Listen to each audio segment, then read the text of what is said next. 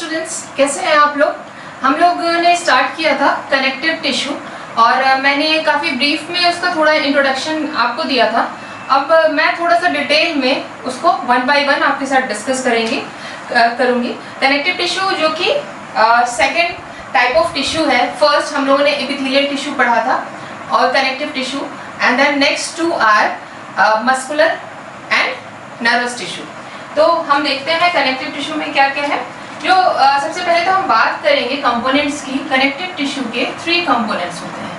There are 3 components of connective tissue. First, cells. Okay, cells हम देखेंगे कौन कौन सी सेल्स होती हैं इसमें। सबसे पहले इसमें आती है फाइब्रोब्लास्ट, जो कि सबसे इंपॉर्टेंट सेल है, fibroblast. Second, mast cell. Mast cell का भी बहुत बड़ा रोल है हमारे कनेक्टिव टिश्यू में और हमारी बॉडी में। Then the third one, adipose cell. Adipose cell, इसको हम एडिपोसाइट भी बोलते हैं, जो कि एडिपोज कनेक्टिव टिश्यू में पाई जाती है। देन जो हमारी बॉडी का डिफेंस मैकेनिज्म है, उसकी भी सेल्स इसमें कनेक्टिव टिश्यू में आती हैं। First, macrophages.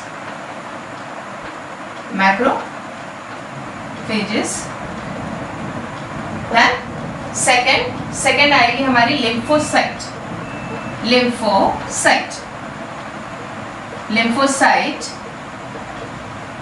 और फिर थर्ड आएगी हमारी प्लाज्मा सेल। अब हम बात करेंगे सेल्स के बाद जो सेकेंड इंपॉर्टेंट कंपोनेंट है, that is fibre.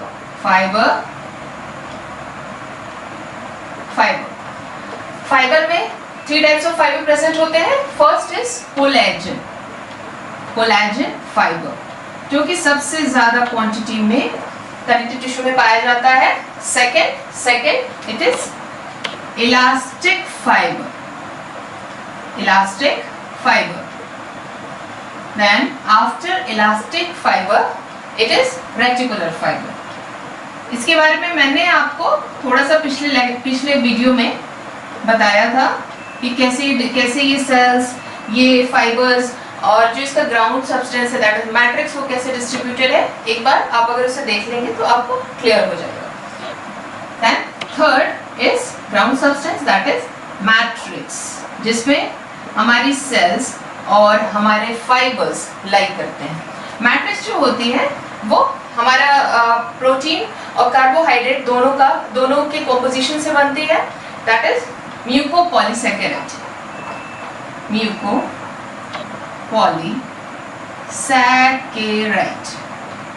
Okay, mucopolysaccharide. तो इस तरह से हमारे कनेक्टिव टिश्यू के 3 कंपोनेंट्स हैं।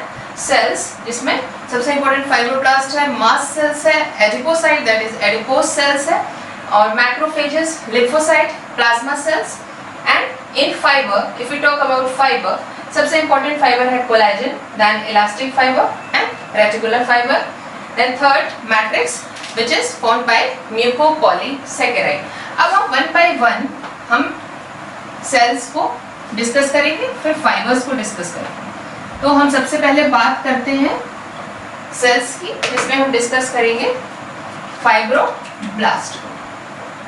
चलिए आइए, सेल्स, इसमें फर्स्ट फाइब्रोब्लास्ट। जो फाइब्रोब्लास्ट है वो सबसे लार्जेस्ट सेल है in connective tissue. It is largest cell, ठीक है, in connective tissue. It is maximum in number, सबसे ज्यादा नंबर में यही सेल पाई जाती है, मैक्सिमम इन नंबर। आपको मैं इसका डायग्राम बताती हूँ। देखिए, ये इसके साइटोप्लाज्मिक प्रोसेसेस होते हैं। ओके, बहुत ही सिंपल इसका डायग्राम है, बस ये काफी साइज में बड़ी होती हैं और इसका ये न्यूक्लियस है, इस तरह की ये दिखाई पड़ती है। ठीक है, अब हम सेकेंड बात करेंगे कि ये बनाती क्या है। ठीक है, maximum in number and largest. It synthesize. अभी क्या क्या फॉर्म करती है आइए हम देखते हैं. It synthesize. The first thing they form, it is fiber. Okay. Fibroblast form fibers. Okay. Then second, it forms most part of matrix. ये जो है मैट्रिक्स भी फॉर्म कर रहा है, ये फाइबर्स भी फॉर्म कर रहा है, इसके साथ साथ ये कुछ सेल्स भी बनाता है. It forms few cells like chondroblast. Chondro यानी कि cartilage forming cell, that is chondroblast, जो कि chondrocyte बनाती है, जो हमारी कार्टिलेज में मिलती है. It forms chondroblast as well as osteoblast. Osteoblast जो है हमारी ऑस्टियो यानी कि बोन, हमारी बोन में मिलती है, जो फर्दर ऑस्टियोसाइट बनाती है. तो इस तरह हमने देखा फाइब्रोब्लास्ट को. अब हम बात करेंगे second cell, that is mast cell. Then second we will talk about mast cell.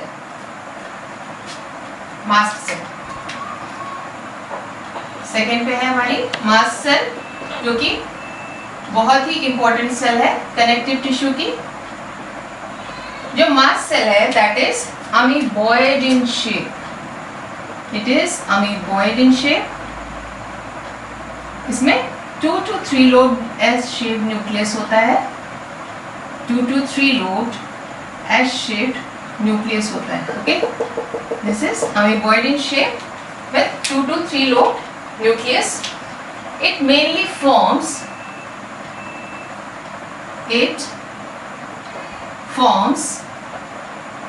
3 types of secretion. It forms 3 types of secretions. क्या बनाते हैं ये, अब हम आगे बात करेंगे, जो कि बहुत इंपॉर्टेंट है. द फर्स्ट वन, जो पहली चीज ये बनाते हैं दैट इज हिस्टामिन.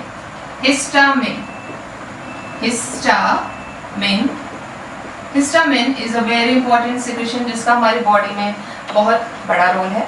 ये मेनली हिस्टामिन करते क्या है, इट इज वेजोडाइलेटर.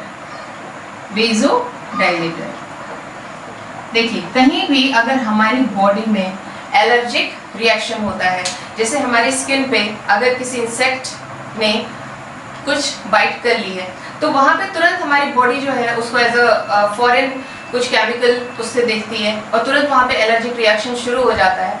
उसमें क्या होता है कि उस साइड पे मास्ट सेल्स क्या करती है, हिस्टामिन सिक्रीट करती हैं. और हिस्टामिन का जो मेन फंक्शन होता है, इट इज अ वेजोडाइलेटर यानी कि it dilates blood vessels. Dilates मतलब जो ब्लड वेसल्स हैं उसको अगर ये ब्लड वेसल्स का अगर उसका जो फॉलो है अगर इतना है, तो वो उसको और चौड़ा कर देगा, जिसकी वजह से क्या है वहाँ का blood flow dilates blood vessels which leads to increase in blood flow. Okay, increase in blood flow.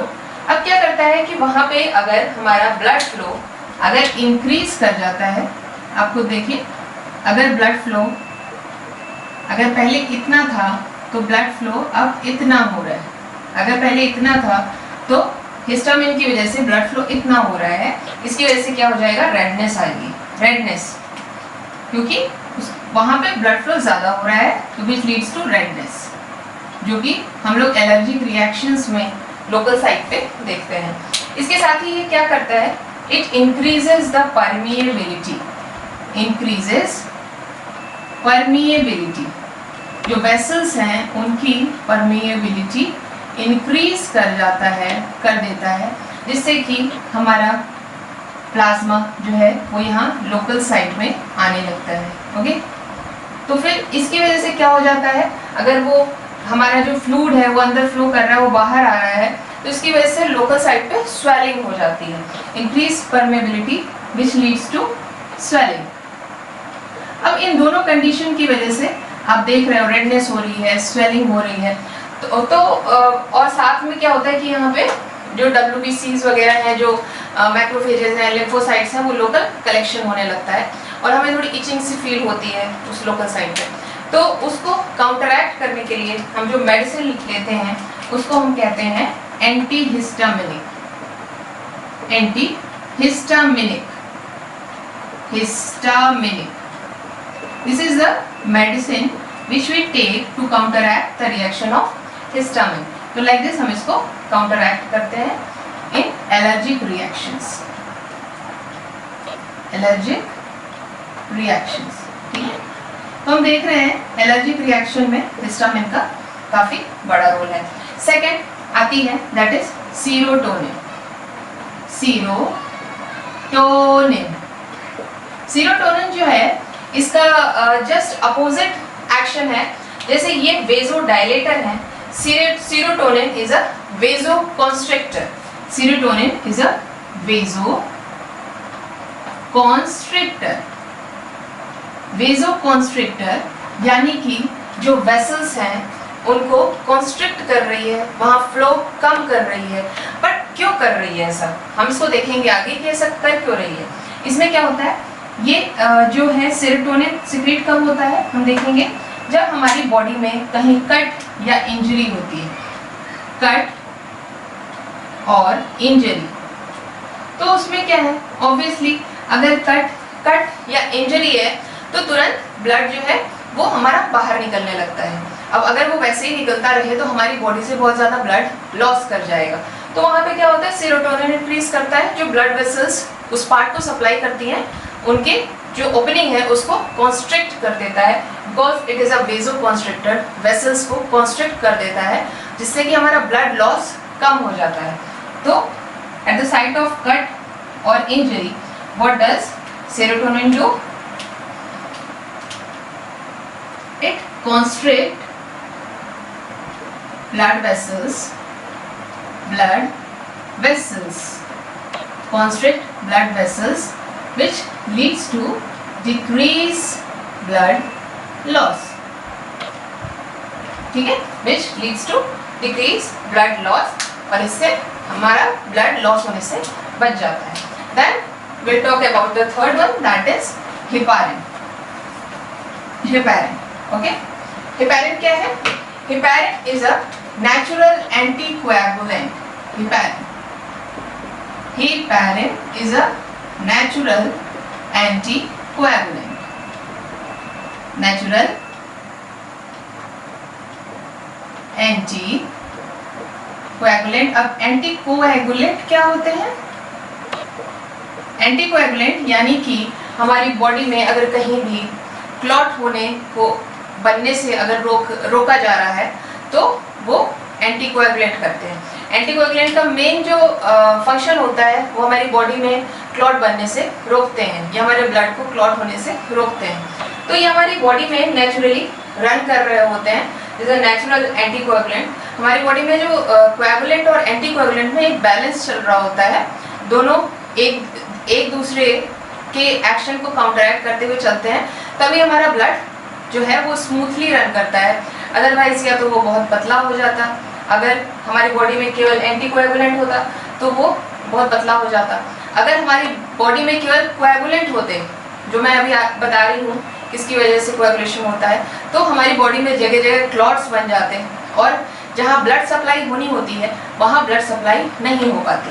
जैसे हमारे ब्रेन है, हमारी सेल्स हैं जिनको कंटिन्यूअसली ऑक्सीजन एंड न्यूट्रिशन की सप्लाई ज़रूरी होती है, ठीक है। तो heparin is a natural anticoagulant, और ये क्या करते हैं, इट काउंटरैक्ट्स, इट इनहिबिट्स और काउंटरैक्ट्स, inhibits conversion of prothrombin to thrombin, यानी कि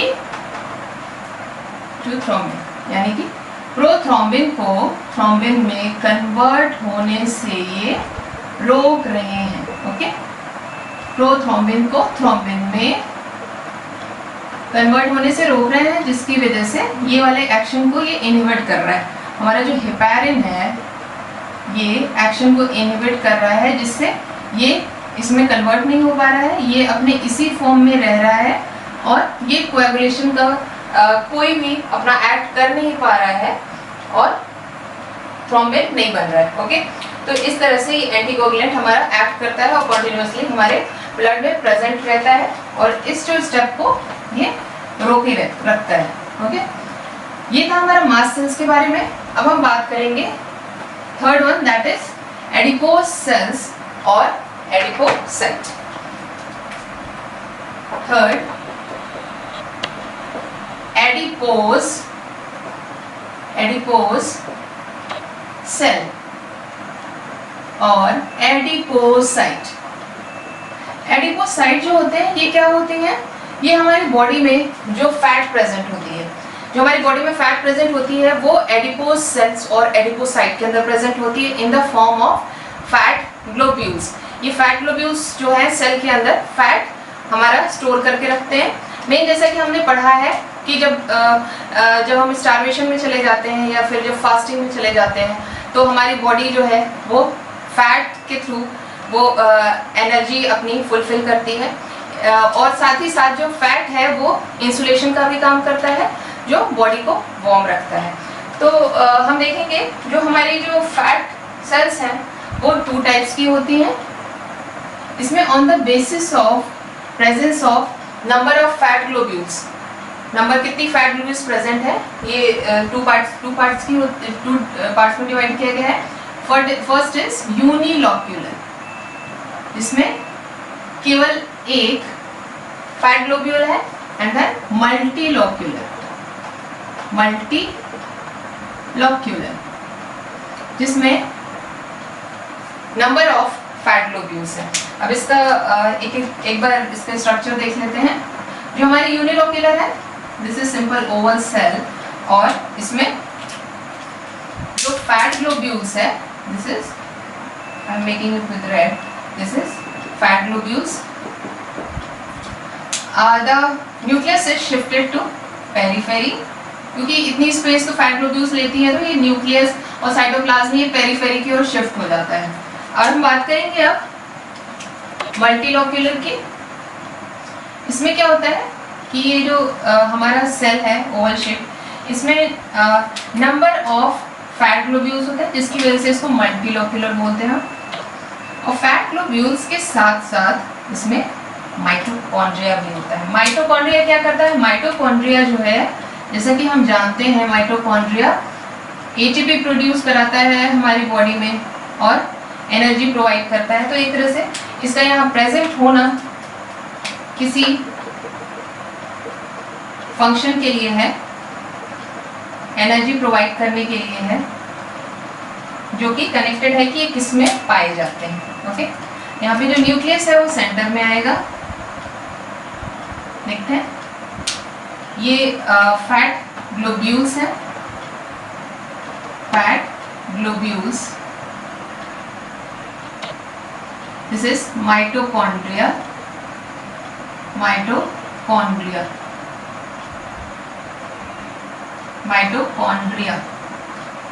ओके, और ये हमारा न्यूक्लियस है,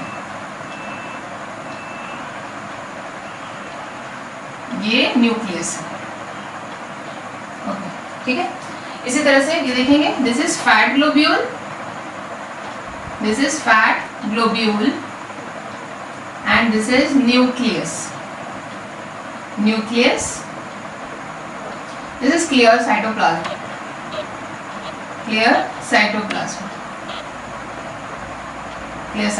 ओके। ये हमने केवल सेल्स के बारे में बात की है। आपको थोड़ा सा बता दें कि ये जो हमारी यूनिलोक्यूलर सेल्स होती हैं नॉर्मली हमारी बॉडी में प्रेजेंट होती हैं, और जो मल्टीलोक्यूलर हैं ये हमारी बॉडी में नहीं मिलती हैं। ये मिलेंगी न्यूबॉर्न में। जब एक बच्चा पैदा होता है तो ये गॉड गिफ्टेड होती हैं, ये जो एडिपोस जो उसमें एडिपोस टिश्यू होता है वो मल्टीलोक्यूलर एडिपोस साइट्स का बना होता है। और इसमें आप जैसे नंबर ऑफ माइटोकॉन्ड्रिया देखते हैं तो न्यूबॉर्न में थोड़े टाइम के लिए गॉड गिवन जो है एनर्जी हाउस टाइप होता है ये, जो उसको एनर्जी प्रोवाइड करता है, थर्मल इंसुलेशन भी देता है। और साथ ही ये हाइबरनेटिंग एनिमल्स में मिलता है, क्योंकि वो हाइबरनेट कर जाते हैं तो ऑब्वियसली उनको एनर्जी की रिक्वायरमेंट होती है। तो हम देखेंगे newborn and hibernating animal, newborn and hibernating animals, okay, animals. अब हम देखते हैं जो फोर्थ सेल है हमारी, जो फोर्थ सेल है दैट इज मैक्रोफेजेस। मैक्रोफेजेस जो कि हमारी बॉडी के डिफेंस मैकेनिज्म की एक सेल है। इसका स्ट्रक्चर पहले देखेंगे। Macrophages is amoeboid in shape,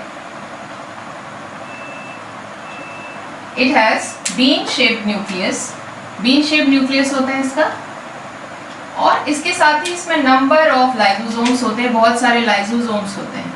main जो होता है लाइसोसोम्स होते क्यों इसमें, लाइसोसोम्स में जैसे कि हम जानते हैं कि इसमें प्रोटियोलिटिक एंजाइम्स होते हैं, प्रोटियोलिटिक एंजाइम्स होते हैं। यहाँ पे इसका क्या रोल है ये हम देखते हैं, ठीक है। This is lysosomes, this is nucleus, nucleus, ठीक है। तो this is amoeboid in shape with bean shaped nucleus, it shows phagocytic action, phagocytic action।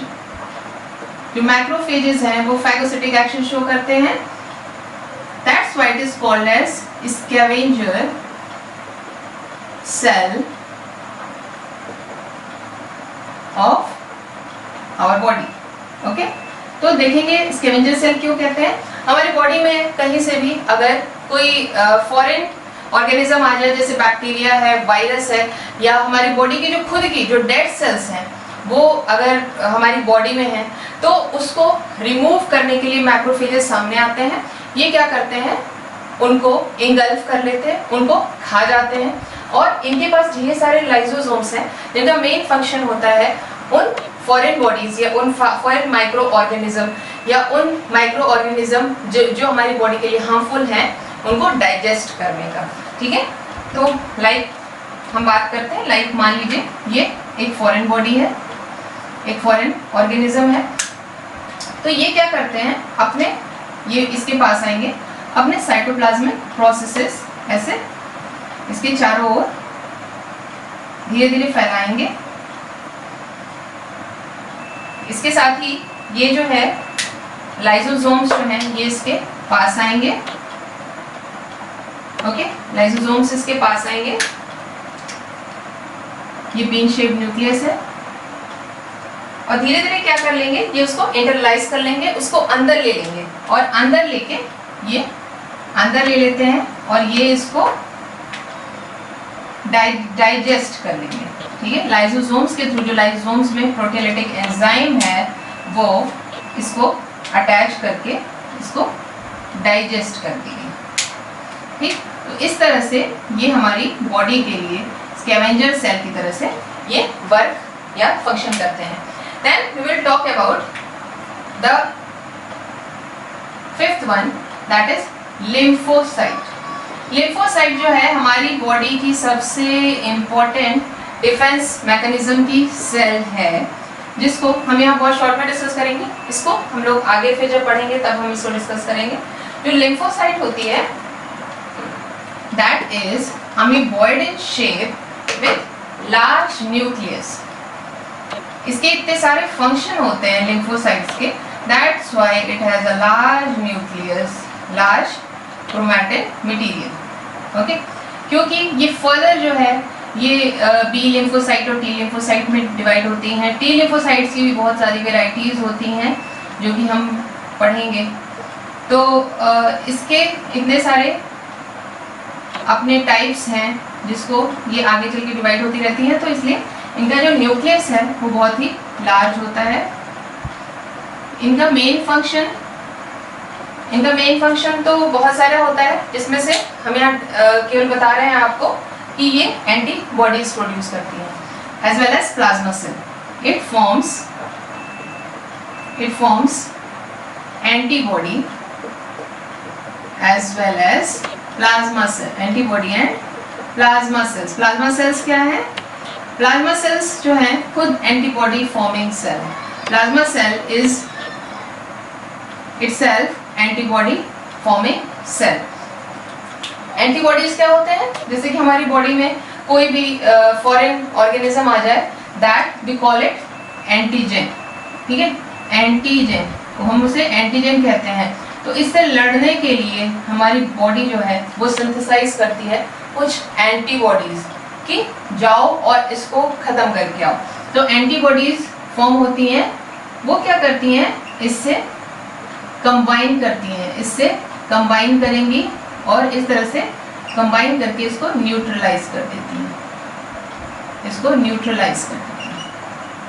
ठीक है।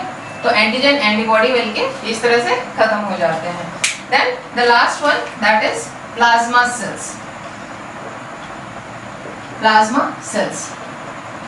सेल्स जो हैं, जैसा कि मैंने बताया यहाँ पे कि प्लाज्मा सेल जो है खुद जो है एंटीबॉडीज फॉर्म करती हैं। It is antibody forming cell. It forms antibody.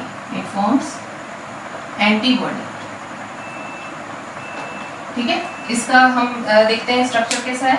ये amoeboid in shape with cartwheel shape nucleus. का जो क्रोमैटिन ऐसे अरेंज होता है, ऐसा लगता है ये cartwheel. Okay, cartwheel shape nucleus.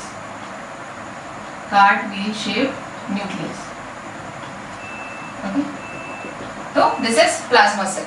Now we will talk about the fibers present in connective tissue.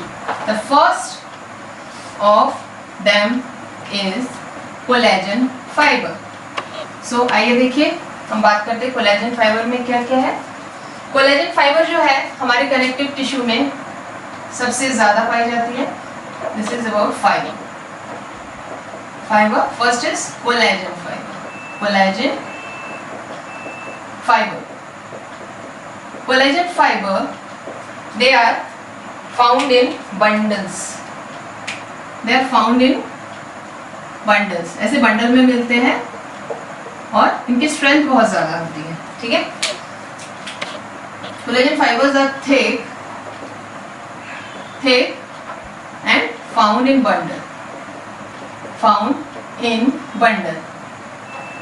ये मेनली जो है कोलेजन प्रोटीन के बने होते हैं। इट इज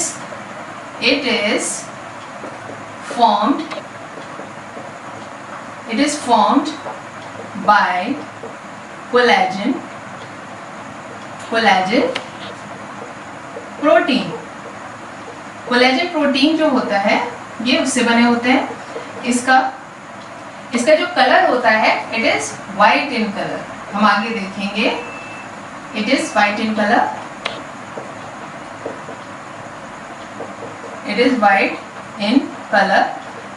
तो ये देखें, कोलेजन फाइबर जो होते हैं ये थिक होते हैं, बंडल में प्रेजेंट होते हैं, और ये कोलेजन प्रोटीन के बने होते हैं जो कि वाइट कलर की, इसको वाइट कलर देती है। ठीक है, then second is elastic fibre. ये सिंगली प्रेजेंट होते हैं। Elastic fibre are present singly. They are thin and branched. They are single, thin and branched.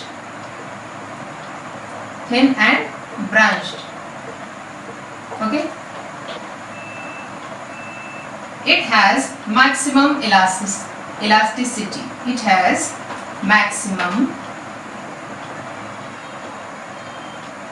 elasticity. Elasticity. It has maximum elasticity. It has maximum elasticity. Okay. It is formed of elastin protein. It is form of, ये elastin protein का बना होता है, जैसे कि collagen protein का बना होता है. It is formed of elastin protein.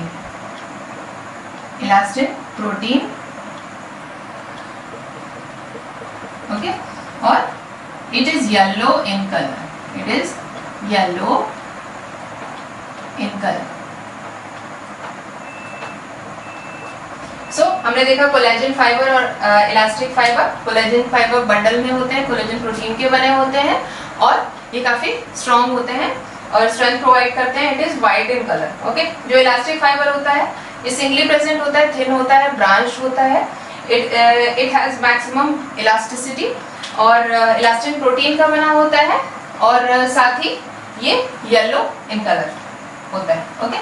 Then फिर हम बात करेंगे रेटिकुलर फाइबर की. जो हमारा रेटिकुलर फाइबर होता है वो भी सिंगली प्रेजेंट होता है और वो अनब्रांच्ड होता है. जैसे कि हमने देखा ये ब्रांच होते हैं. जो रेटिकुलर फाइबर होता है that is unbranched. Reticular fibre they are also, ये थिन होते हैं और unbranched होते हैं. Okay, they are thin and unbranched. Reticular fiber are thin and unbranched.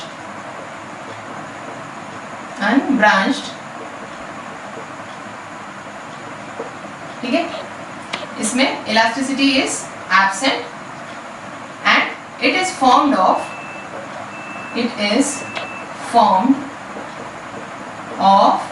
Reticulin protein.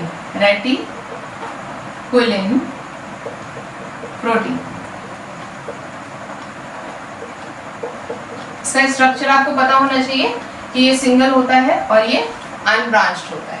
अब हम बात करेंगे, हम लोगों ने सेल्स भी डिस्कस कर लिया, हम लोगों ने फाइबर भी डिस्कस कर लिया.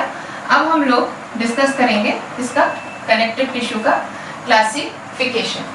तो क्लासिफिकेशन, इस क्लासिफिकेशन जो मेन इसमें डिवीजन है वो इस बेसिस पे है कि जो सेल्स हैं वो लूजली अरेंज्ड है, वो कॉम्पैक्टली अरेंज है या वो स्पेशल टाइप ऑफ सेल्स है.